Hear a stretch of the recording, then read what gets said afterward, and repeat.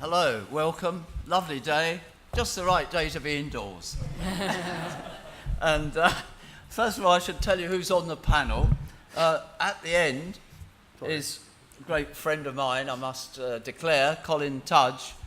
And I've read more books by him. I bought your latest book, I must say, the big one about about trees. I bought that from Oxfam the other day. I'm sorry about that. But I thought I must save that book. But I did buy the others, Colin. Oh, good. And he's a wonderful writer. And he and Ruth, his wife who's here tonight, they started the Real Agricultural Conference. I think, is that the name? No. No? Well, I call it that.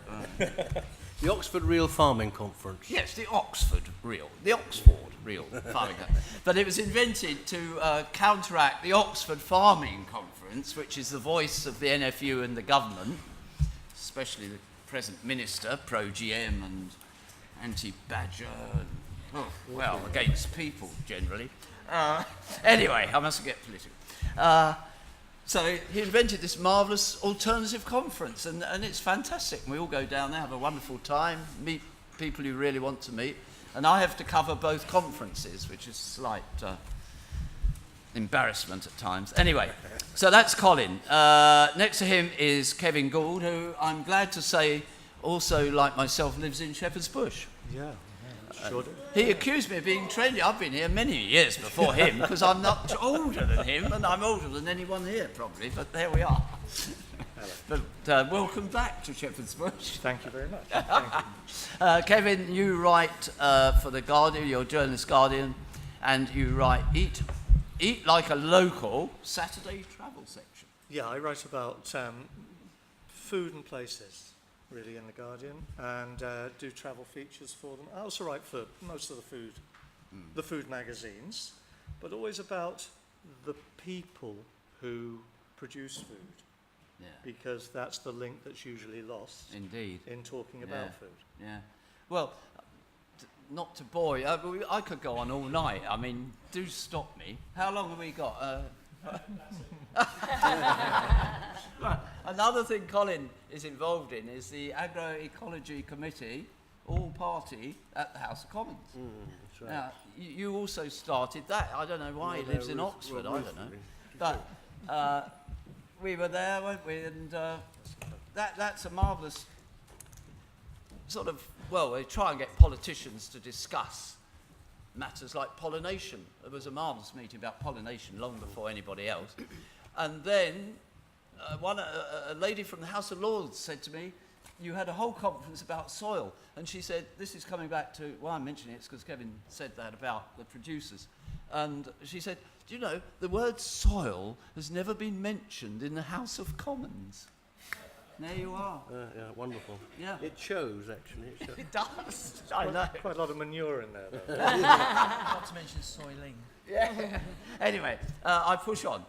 Next to me is Stephanie Woods, who works for School Food Matters, and it does matter. It does matter. It does And matter. how can we make it better? Obviously, they eat very good food here. Yes?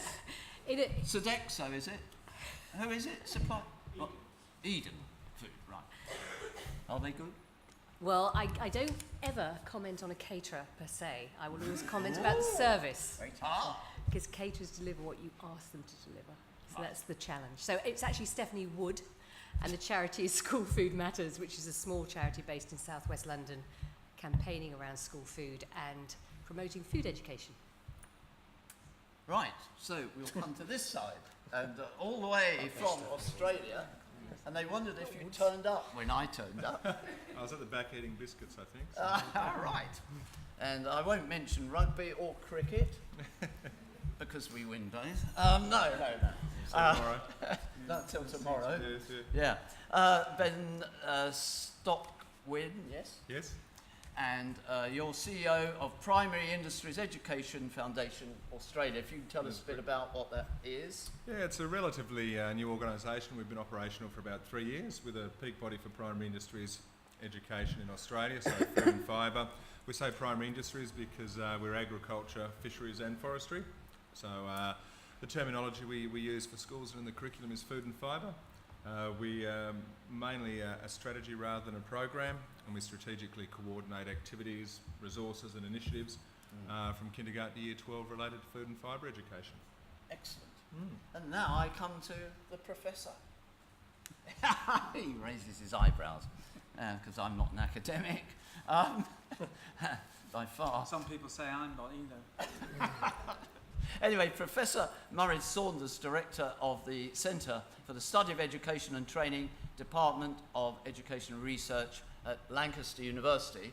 And I think there are some people interested in pollination at Lancaster University. There are indeed, yeah. There's one of the strengths of Lancaster is there's a centre called the Lancaster Environment Centre, which does try and bring together a whole range of disciplines to focus on the environment.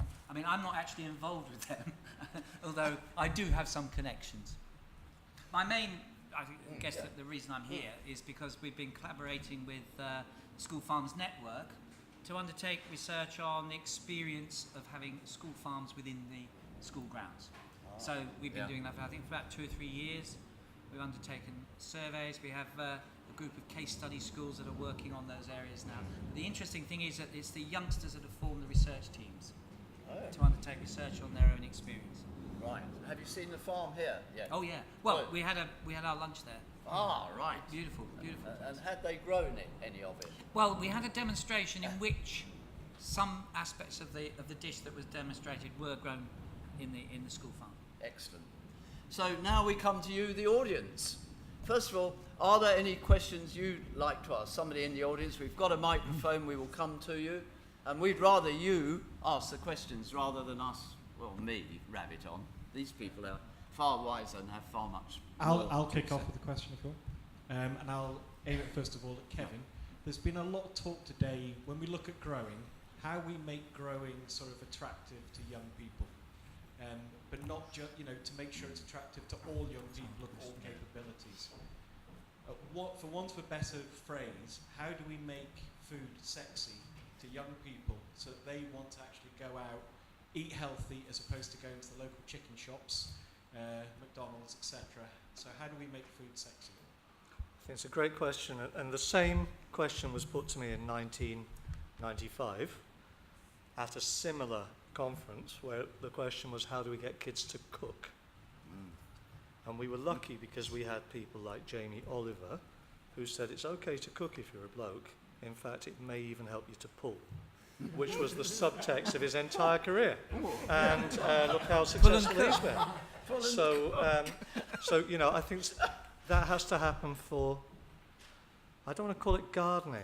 I'd rather call it growing food. Gardening sounds like a bourgeois thing that includes topiary and begonias, whereas growing food is actually something you can get your hands on, something that listen, there's nothing more sensual than eating. It becomes you. There's nothing more exciting than watching something grow and then turning it into your dinner. And I think in order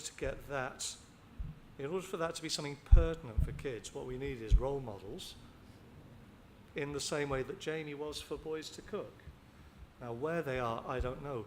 But if I was the BBC or Channel 4, as opposed to doing Gardener's Question Time, worthy though it is, I'd be looking at a way to make growing the new cooking, if you like.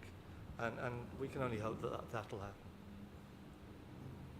Anyone else like to? I'm sure Professor Saunders, you have something on this. I think, it is a real tricky one because, it's just, some of my colleagues have written some stuff called Too Cool for School, which is just a general sort of feeling of disengagement with school and so on.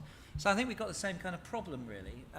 But, if you remember that programme that involved transforming people's back gardens, what was her name? Jamie. And I'm not saying that that's a particularly good strategy, but actually having people involved in growing stuff, which acts as a kind of a magnet or a lightning point amongst the culture of young people. But I'm not sure how to do it. I do think it's a real tricky one. And we talked long and hard today in one of the workshops about how to do it. One of them might be to have a sort of cadre of of youngsters within schools that are in the in crowd, that are actually good at other stuff like the sporting prowess and academics that could sort of act as a bit of a vanguard in being more involved in growing stuff. Role models. Yeah, I would absolutely agree with that, and I think you and I should sit down and write a proposal for the BBC, because I think it's definitely worth doing. When we go around schools with School Food Matters, we, for primary schools, we work with a chap called Chris Collins, who's the Blue Peter Gardener. Now that resonates with primary school children. They get quite excited and they want to know how to get Blue Peter badge. But you're absolutely right. There is a gap. We need to find the Jamie of horticulture. And yes, I've definitely had a TV idea. The other thing that is very important, I think, is teacher training. We need to get horticulture. We are moving in that direction, hopefully, fingers crossed, with the new curriculum. But we need to get NQTs to come out of teacher training knowing that horticulture is a really fantastic and exciting way of teaching outside the classroom. And if we get young, newly trained teachers teaching young people, it's going to work better than having them get all their information from Monty Don, who I love, but he's not going to do it for a 16-year-old. So we have to, absolutely right, we've got to find somebody young and funky to make it cool. I was just going to, can I just very quickly, really just at this point about the teacher trainers, there aren't that many. They're very, very thin on the ground, people that could inspire new teachers. So it's quite tricky to know where the eggs, no, not where the egg starts and the chicken ends, but Yes. that sort of, it's to do with what we need to do first. I mean, some of my colleagues say that really we need to push very hard in universities to get, groups of biologists and horticulturalists actually coming out of universities, because those departments are shrinking. Yes, I'll come to you in a moment, Colin, but I think this gentleman's come all the way from Australia and he should be allowed to speak. I better say something, otherwise my board will kill me. I guess just two things I'll pick up. One, the Australian experience.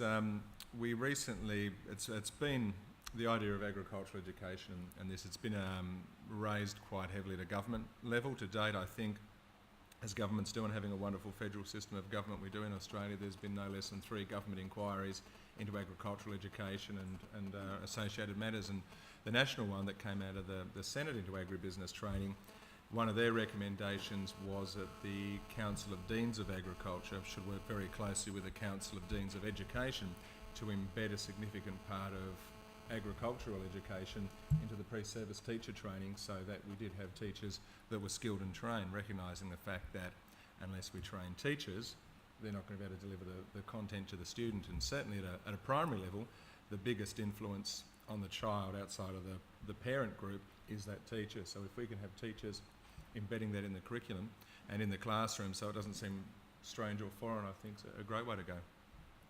Colin. I just want to say, picking up on Kevin's point, I do think sociality is key. And one thing, with the Oxford Real Farming Conference, for example, we had a group called Reclaim the Land, and all these people, basically young, in their 20s, who really want to get back onto the land as farmers. And I don't like to draw a distinction between growing and farming. As far as I'm concerned, they're on the same spectrum, and one can be seen as a stepping stone to the other. But there was lots of farmers around who were saying to these chaps, we would love you to come and work on our land, and we've offered it, and you don't come, so why don't you come? And the answer that came was, you can't expect us as individuals to come and fetch up in the middle of a field in Cornwall, because it's not how we live. And the whole point was that they would love to have gone, but they wanted to go mub-handed. They wanted to go as a group and a community. And the group we know that set up something really interesting is called Cultivate in Oxford. Group of young grads, not all grads actually, but a small group, set up a sort of gang, which is a company now for distributing vegetables around the place.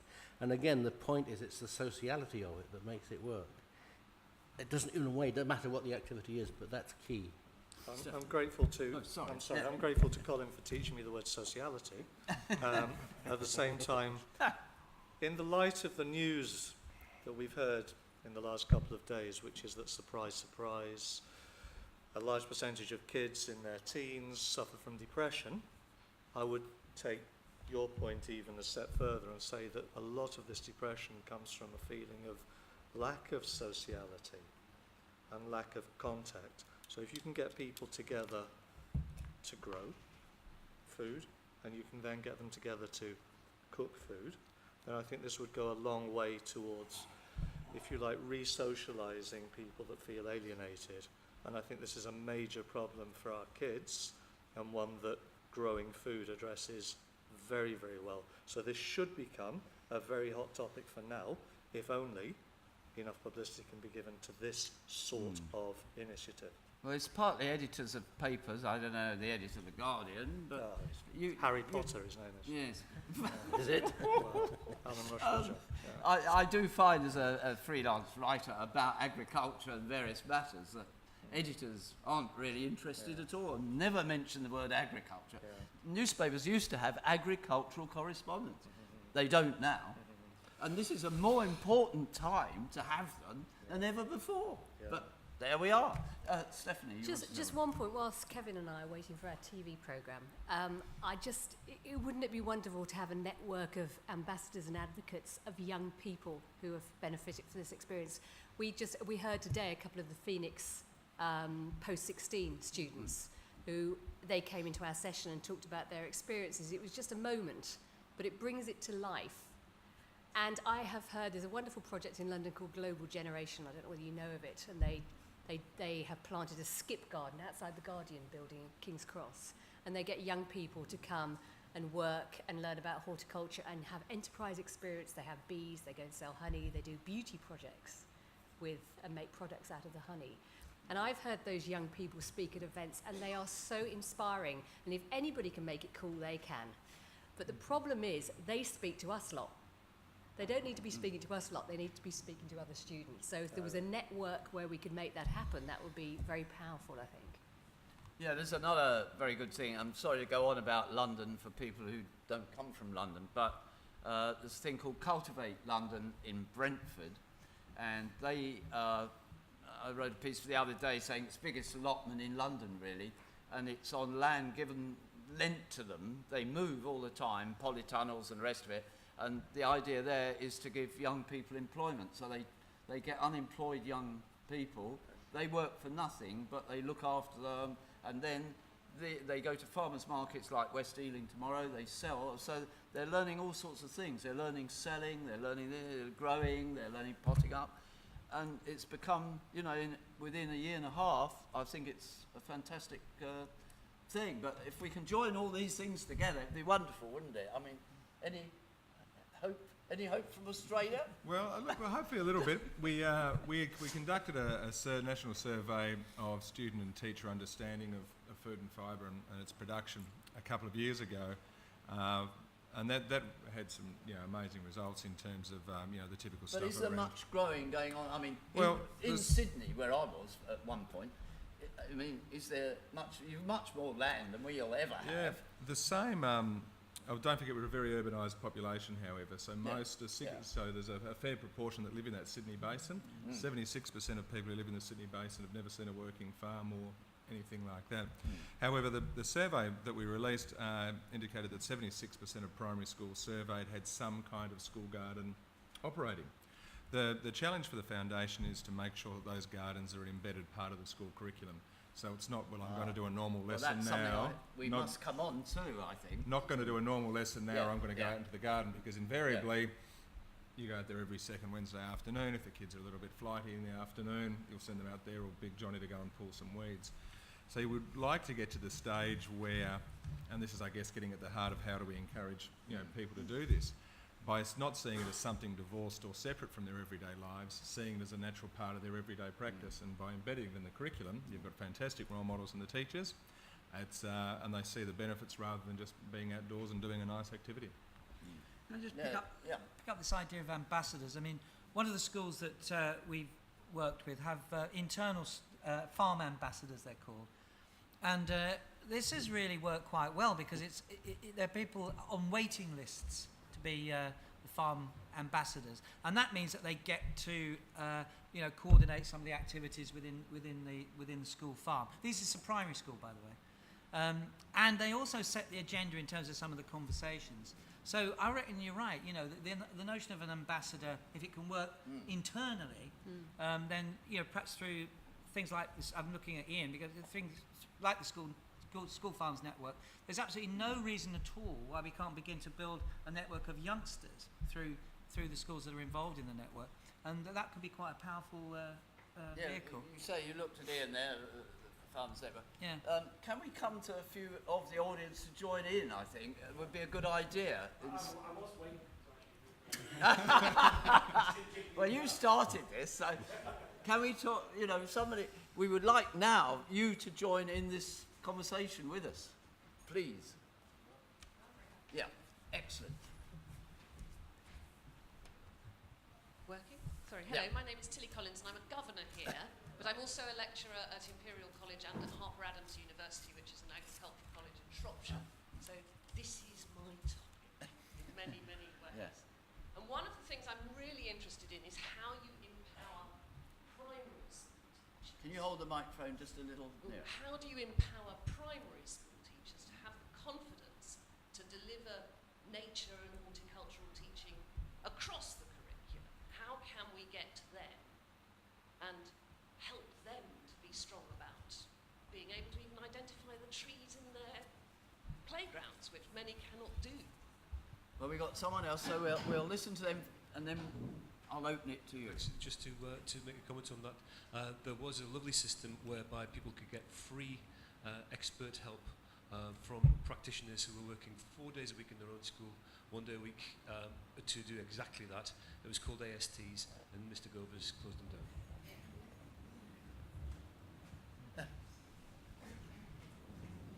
And I set up a business 2 years ago offering training in exactly that.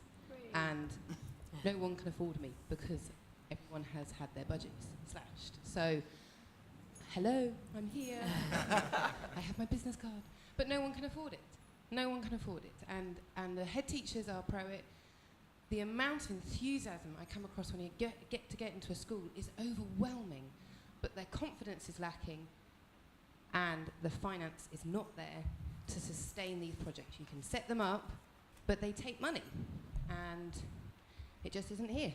So, yeah, Goves. Yep, someone at the back there, please. Right at the back. I think the mic is a bit quiet, that one. Right, yes. Hi, I taught horticulture for the first time last year to a class of 16 students.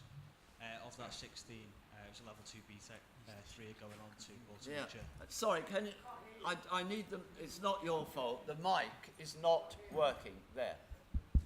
Can you make it work, please? Shall I just speak louder? No, that's lovely, thank you very much. So out of 16 students, 3 are going on to... Can you start from the beginning again? I'm not being rude, but then we all know we never heard you see, at the beginning. Thank you. Good evening, everybody. Hey! I taught level 2 horticulture for the first time last year, most of the time with only half a school farm, so it was quite a challenge in itself, but out of 16 students, 3 are managing to go on to horticulture apprenticeships this year. But the problem that I found was that, to my knowledge, I was the only person teaching horticulture on the Wirral. There didn't seem to be any mechanism for me to find out if there were other schools in a similar position to me. So without any proper horticultural training myself, I kind of self-taught myself. Some of it's from just growing that I'd done myself.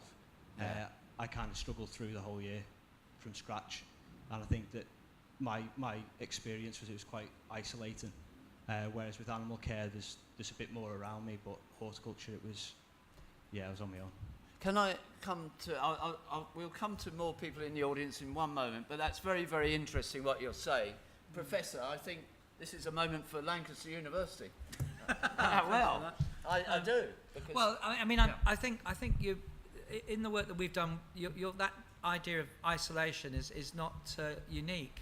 And I think there were about 40 or 50, just over 40 schools in the end responded to the original survey, which was about half at that point. So it was a good sample, and they made exactly that point. And I think, in a way, it's the level of proactivity that the network can develop, so they can actually reach out and put people in touch with others, and there's a kind of hub of information. So, well, actually, there's somewhere, just 2 miles from you. But how are you going to help the Wirral? Well, I mean, in terms of the, I'm not sure whether it's the universities would be are actually the best place. I mean, I think it's strengthening the network.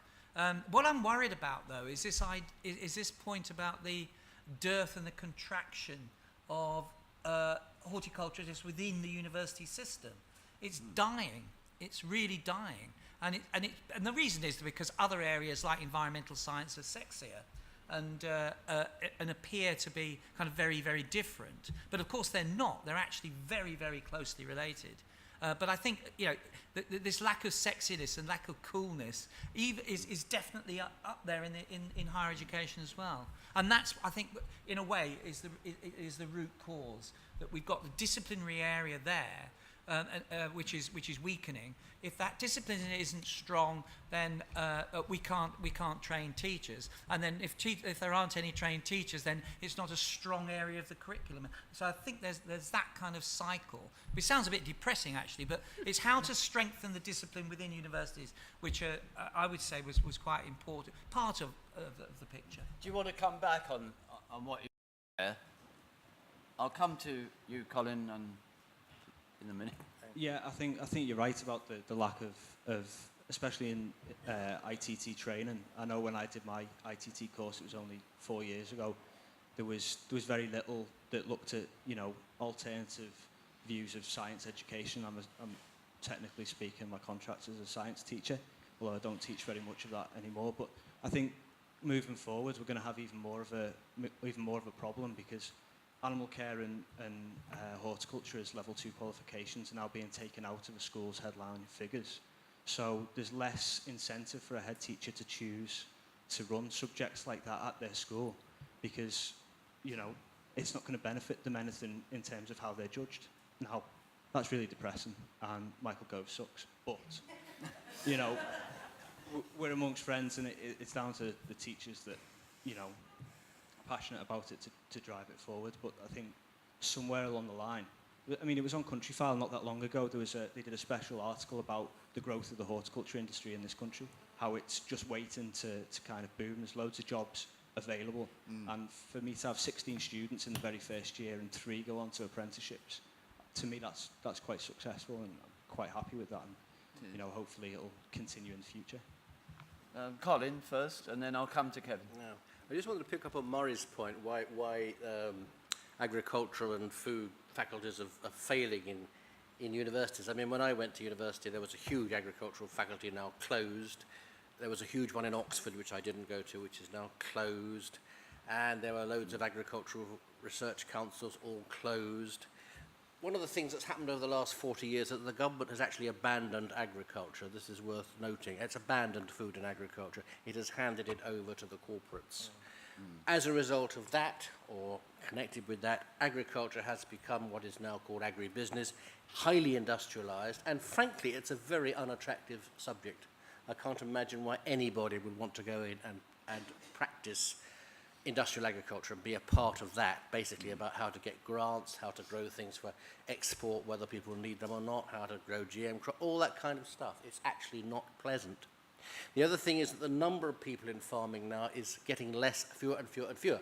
Farmers still going out of business at a fantastic rate.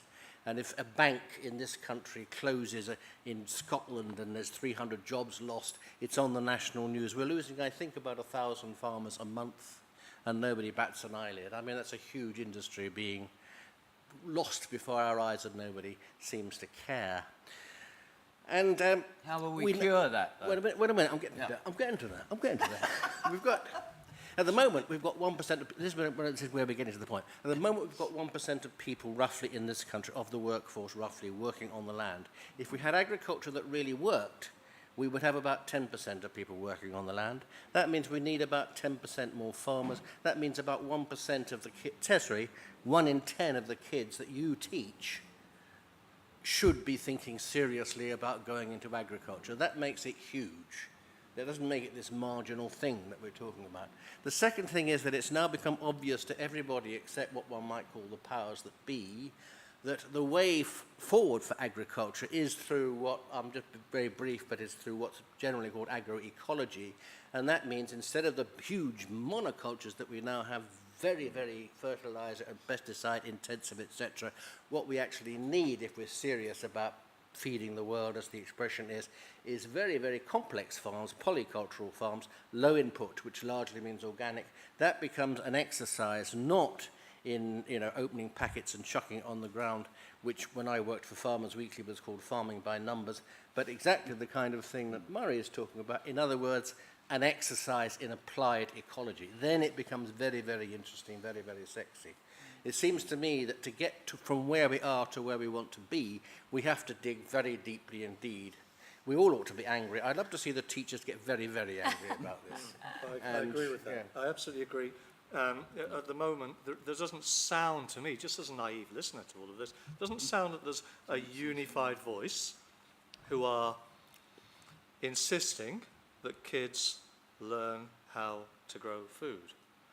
I've heard a few acronyms, I've heard a few names of organisations, and there's a lot of very well-meaning people, but somehow people have to come together under an umbrella and say, this is what we're going to embarrass the government into doing.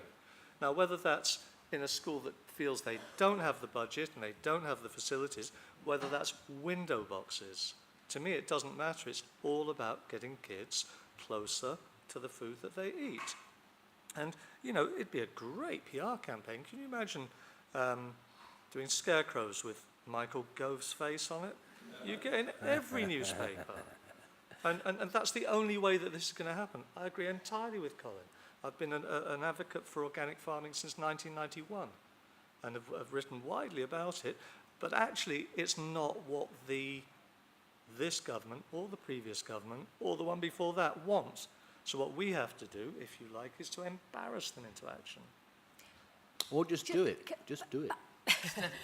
I'm sorry, I need to jump in here at some point because I missed this morning's session, but unless I'm wrong, I thought we noticed horticulture in the curriculum review. Did we not? Tiny, weeny, and within DT. Absolutely. Is there a mic for this gentleman? Then he can answer her back. Yes. No, I absolutely agree. It's in the wrong place. It's in the wrong place in DT. It gave the best opportunity for James Dyson to say, is this how we should be encouraging our nation to become brilliant inventors and exporters of goods? So, yes, it's in the wrong place, but for the first time it's there. So I think we all have to shout really loudly saying this could be a good bit of policy. Let's all get behind it. This is a tiny window of opportunity. So I think we have to get really, you're quite right, we do have to be loud about it and feisty about it, but let's look at what we've got. We've got a tiny opportunity here, and I hope that every single person in this room responded to the curriculum review. Are you going to say, you've got the mic, say something. It is kind of working out. The audience are also directing the show. That's how it should be. This is the X factor. It's a step, but I'm also conscious that I wouldn't settle for it in the sense that it's very marginal. It's in DT. It's in it's kitchen based. It's not based in the garden. It's not growing.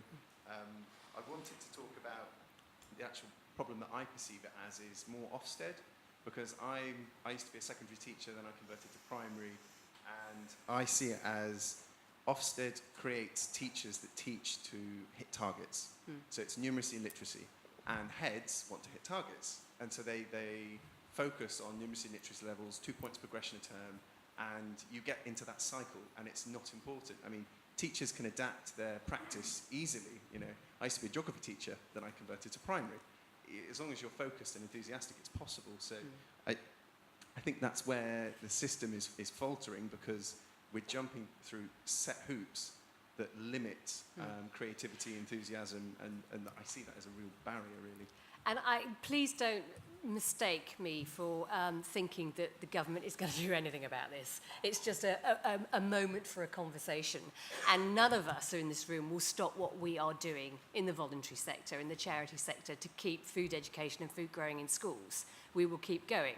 We know there's great long lists for allotments, so capital growth grew out of nowhere. 2012 new food growing spaces in London, and great communities of people sharing, cooking, eating together for the first time.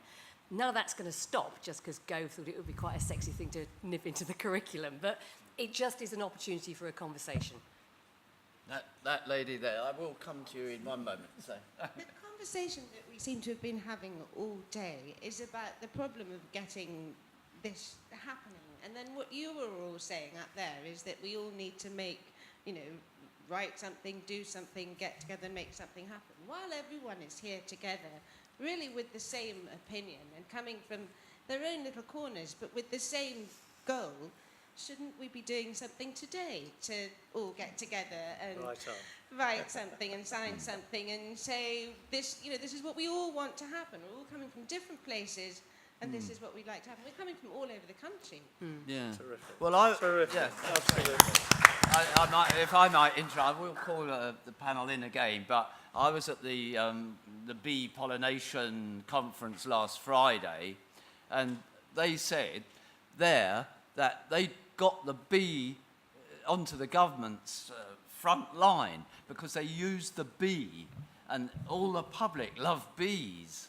So they used it to get in there. If I may say, I was a part of that, and this is a point where we know that corporate Britain isn't always friendly to the things that we might consider we're friendly towards, and that they have their own agendas. Of course, they're commercial organisations.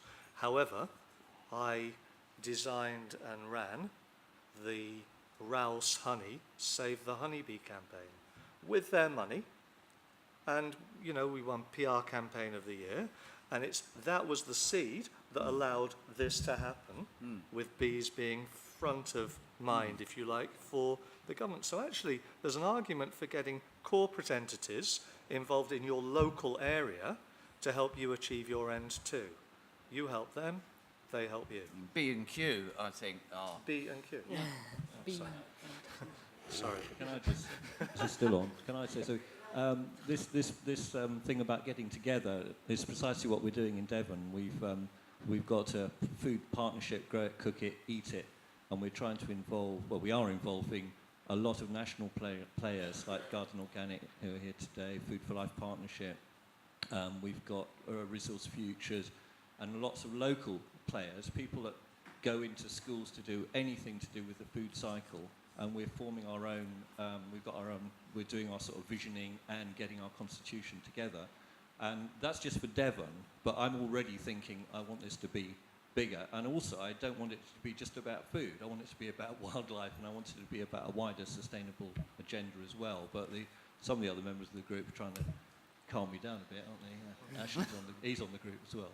But so we've come up from Devon. So it is happening, and of course it was pushing at an open door.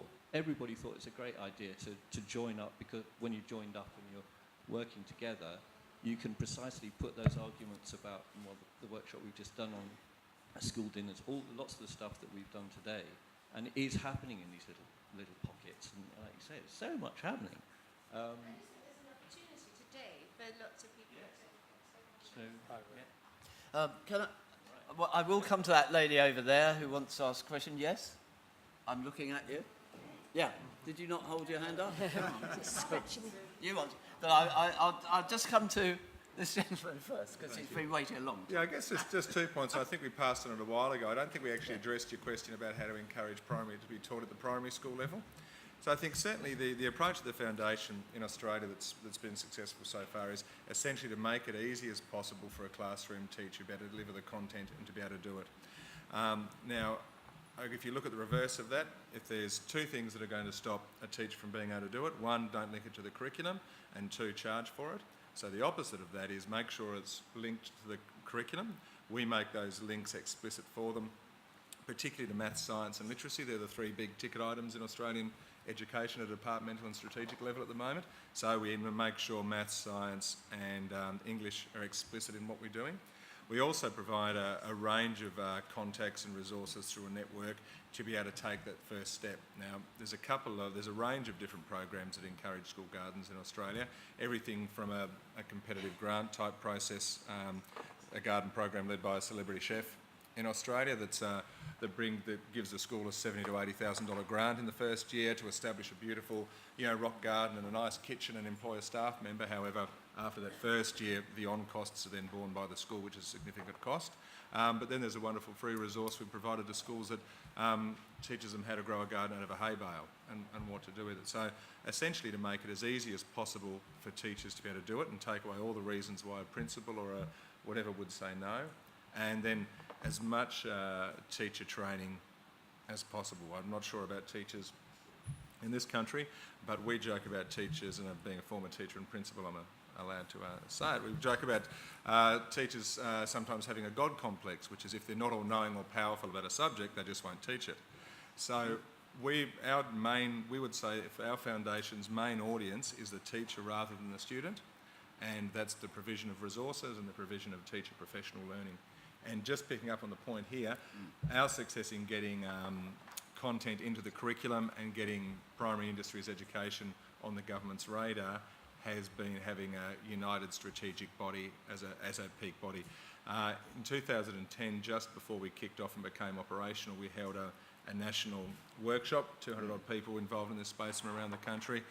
Even though we were going to kick off anyway, their number one thing was we need a peak body to talk for everyone. And certainly I spent the first 2 years in this role herding cats because there were just so many disparate bodies all around. So you need something that's going to herd those cats and present a consistent, constant message to government and the media. Norrie, Yes, it was just to pick up Ben's point about the preciousness of the discipline, one of the interesting things to come out of the work that we've been doing with these schools is that some of the most talented, enthusiastic and successful staff members to support work within the school farms were assistant teachers. They were teaching assistants. They weren't even teachers, and what they brought to the table, if you like, was enthusiasm, and they worked to find things out. They made connections. The reports about the work that they had done were absolutely fantastic, and so I think you're absolutely right. It's not, in some ways, I was moaning about the lack of, the shrinking of the discipline within higher education, which I still say is really regrettable. But that in itself is not a reason to think that we can't do a hell of a lot within the schools of a very high quality. And I think people can pick up these skills and they can work with youngsters around growing food successfully and make connections with others. So I would entirely agree with your point there, Ben. And as for money, well, you go into shops now and see Jamie's Seeds, and I don't think he's a gardener, so he's making a lot of money out of Jamie's Seeds. So I think he could give some of that money to start our campaign. Well, I work with Jamie Oliver as well. Yes. I write for the magazine. Yeah. I work with them as a business, and they doing their utmost. They have, he funds personally the Ministry of Food, I think, the Food Foundation, the Good Food Foundation, they call it, and they're really, really trying hard, but it's kind of not enough. I agree with, what's just been said, that somehow people have to come together and speak with one voice, and if that starts here today, then that'll be a really exciting thing, and we can all brag that we were here in the room when that first kicked off. There's someone at the back there, please. Right, thank you. If you can just say who you are or represent, and etc. Oh, hi, I'm Catherine from the Federation of City Farms and Community Gardens in London. I just wanted to make 2 points, really. One, to pick up on what... I'm not sure if I can read the name, but Colin? Murray was saying about the preciousness of the subject. I think that's absolutely spot on. Most people who grow fruit and veg do that because they like growing things. There's a huge tradition of gardening in this country. We're known for being gardeners. Absolute basic gardening skills. Probably 80%. It's the second most popular hobby in the country after fishing.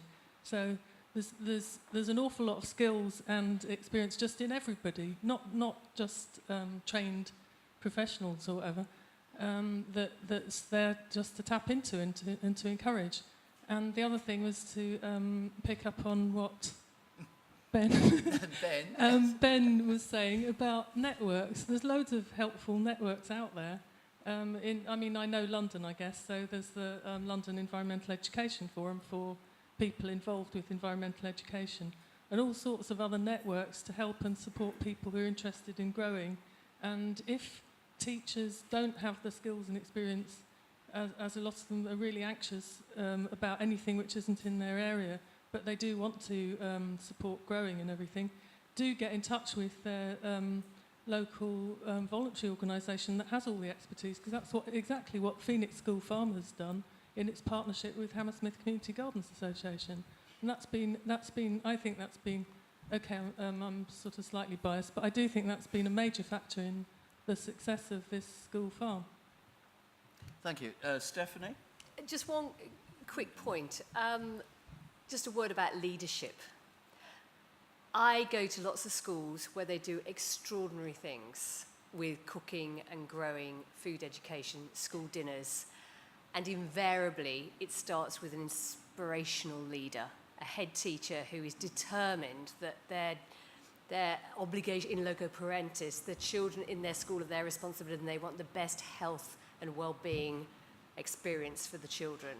And I've been in schools with no resource, they've got no expertise, but they will make it happen because they'll do exactly what Catherine says. They'll look out and find out what's there. They won't wait for Michael Gove to do it. They'll get on with it. But it always starts with the leader.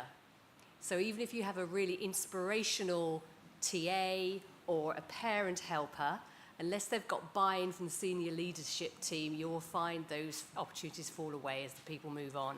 So if we can get our ambassadors, our great people in this room, to start speaking at head teachers' conferences and really pushing that message of the great impact that this kind of work can have on children, I think it's got to help. Ben, you were... Yeah, the importance of the network certainly can't be overstated, and that's even continues to this day why the foundation is so successful. But on that, probably one of the most important steps in getting where we've gotten in Australia was, before the foundation was even thought about, was a couple of keen individuals having a discussion just like this, approached one of the farming organisations in Australia for a $25,000 grant to undertake in the first instance a scoping study of what organisations, initiatives and resources were actually out there, so a bit of a who's who in the zoo. That then gave a very tangible document to take to industry, to take to government, that something should be done. Now, everyone was surprised because that document had over 450 different initiatives, all unrelated, none of them talking to each other, which just seemed ridiculous. We updated that a couple of years ago. It's now blown out to 1,000. Not that there's sort of any more, but we've actually become better at finding where they are. But certainly when it comes to government and policy and industry, numbers count, and to have a solid document like that was very powerful. And it took, I think, 6 years to get from that document to our doors opening. But in the intervening years, they were able to put that document up on a website, so at least it was like a directory to teachers that we knew was being used about where they could go to for assistance. Colin, you wanted to say something? I just want to say, right on, I fully agree with what Stephanie said. Strong leadership, and if everyone in this room can talk at a head teachers conference or beard their head teacher and say we should be doing this, great. But I reiterate that we need an umbrella organisation that would be a strong advocate for this. Well, you said, how do you form it? Right. Oh, no, I'm a journalist. No, I don't know. I'm not good at the nuts and bolts, but it has to happen, because otherwise the government will do whatever they want. The government of the day will do whatever they want, and they'll pick off agriculture. Can you bring a mic so everybody hears you? We can hear you, but it's nice the whole audience hears you.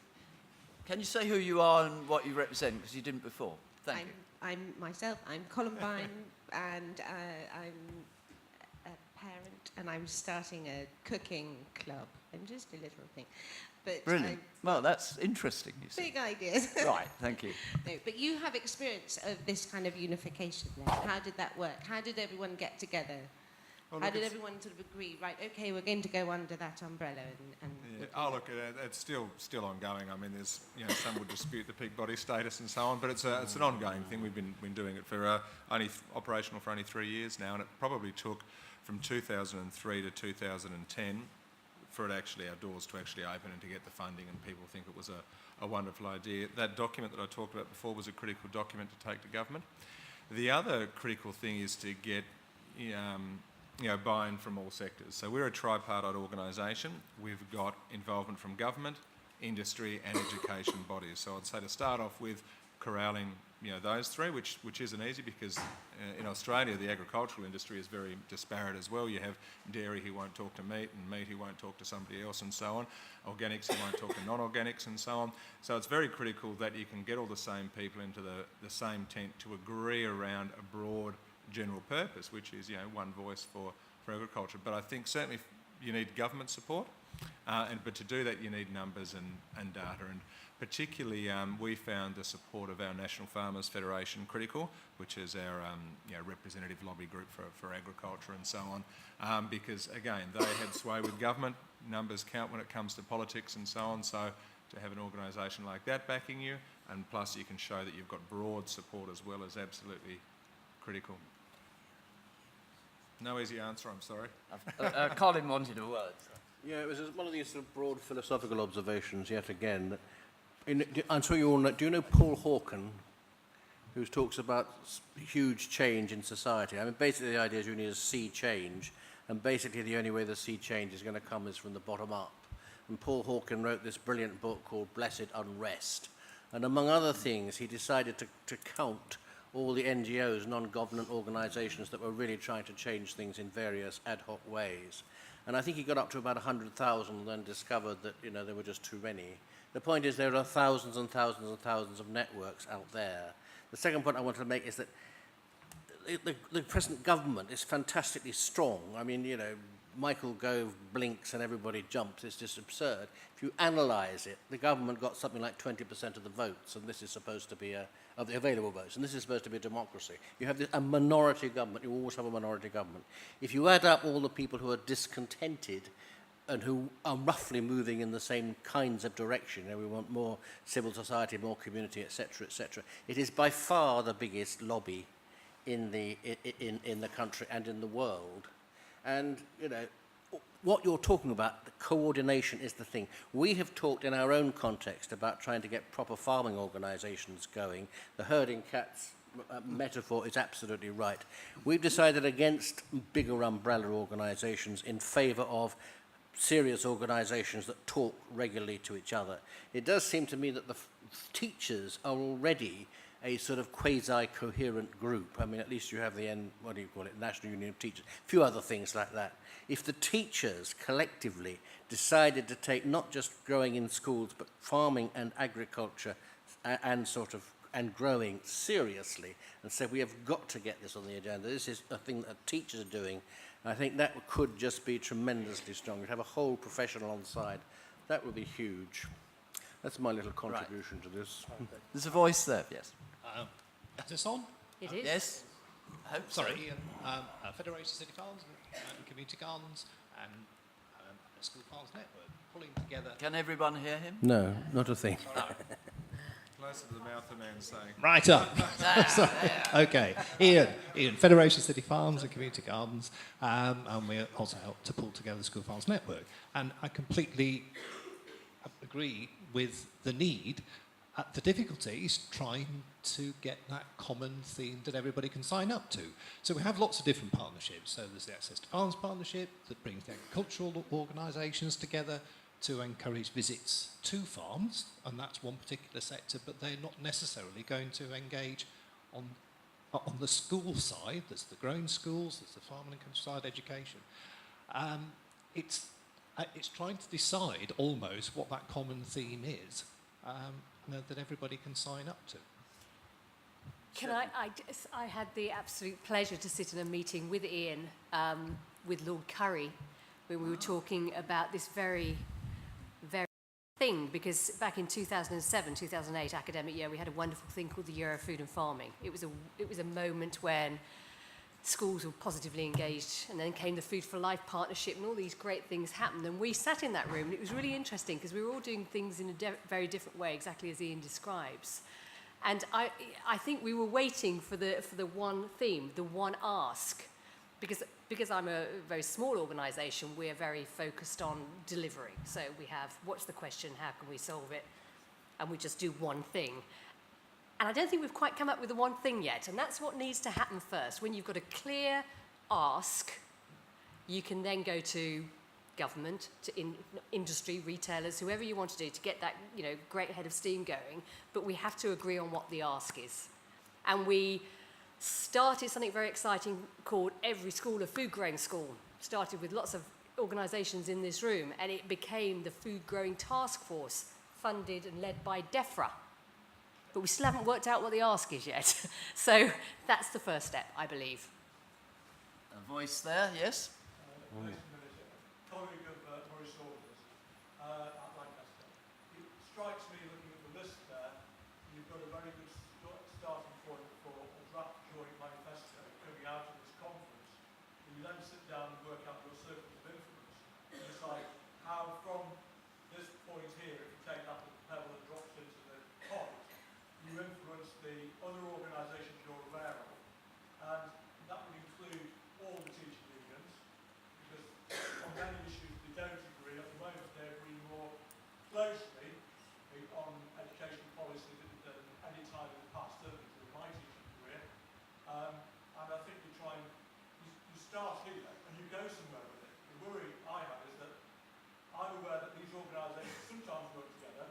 They don't necessarily work in opposition, but they may carve out their own territories because that's the nature of how organisations work. And if there are a small number of key points everybody agrees on, and they can say, actually, we agree on these 6 key points, 7, whatever it happens to be, it's a starting point. And the danger is really that you could all go away from here tomorrow and go, yeah, I think we were almost on something, we don't quite know what it is, because to use Stephanie's term, we're not quite clear what the ask is. Or maybe we're not actually quite clear how broad, as Colin was saying, how broad the basis for support is, and who will be the people who stand up to be counted if you want to review nationally of where we need to go. And if there's no way that we can actually register that individual or community voice in a simple, lucid way, we'll still be here in 3 years' time having the debate. Well, maybe we should ask the organisers, therefore, Martin and others, to give everyone a piece of paper and you put your 3 points on them. And then, are you going to be here long from Australia? You could go through them, and then they could go to Lancaster University, then they could come back to Colin, and maybe we're getting somewhere. Would you do that? Yes. Right. I've been told to wind up, I think. Is that right, sir? One more question. I'll ask it myself. No, I won't. Obviously. Marcia, you've got a question?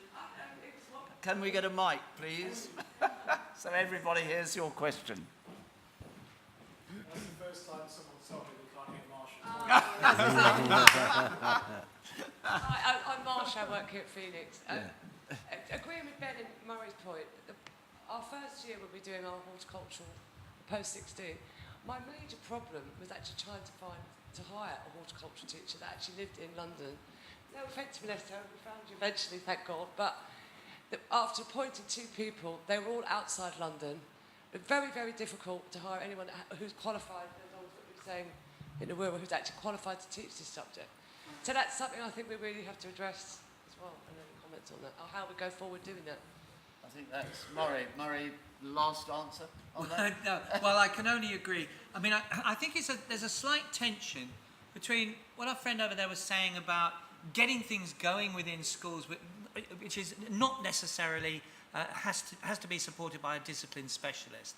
That's one thing. But at the same time, not to have them, particularly within the present circumstances, strategically undesirable, because in order to kind of position, horticultural or agricultural or any land-based science area within the curriculum under the present circumstances, you need a qualified teacher. And so that it's a kind of heart and head thing, because I believe that it could be very, to use the phrase, a grassroots movement, where lots of people, like granddads and grandmums and stuff like that, they have all these skills many times. But it's to do with the growing thing. But at the same time, strategically, we do need to continue to develop the cadre of horticulturalists and agriculturists, land-based science people within HE, so that they can then train teachers as well. And lastly, as the chairman has the last word, I would say, having taught children up the road on our allotments, buy a polytunnel, because they don't like the wet and the cold to start with, and I don't blame them. And polytunnel is a great answer. Okay. Right, can I thank the panel? Colin, Kevin, Stephanie, Professor Murray, Ben. Thank you. And thank you, the audience, for joining in so well. You are the stars. Thank you. And thank you, Michael. And before I just invite you down to PIMS, we've got an agenda now. So we're going to set up an umbrella organisation. We're going to get One Direction involved in cooking in schools, because that's going to sell it. And most importantly, we need to get lots of money from Can I just say, you know, this idea of everybody just jotting down one or two key policy areas, you know, is that how we're going to do that? Just... so before people leave tomorrow... It's something, we have everyone's contact details. We will send that out and get it back. I think that's the way to go forward. Right. So thank you very much. I'll invite you downstairs for PIMS and then to dinner. I'm a professional evaluator.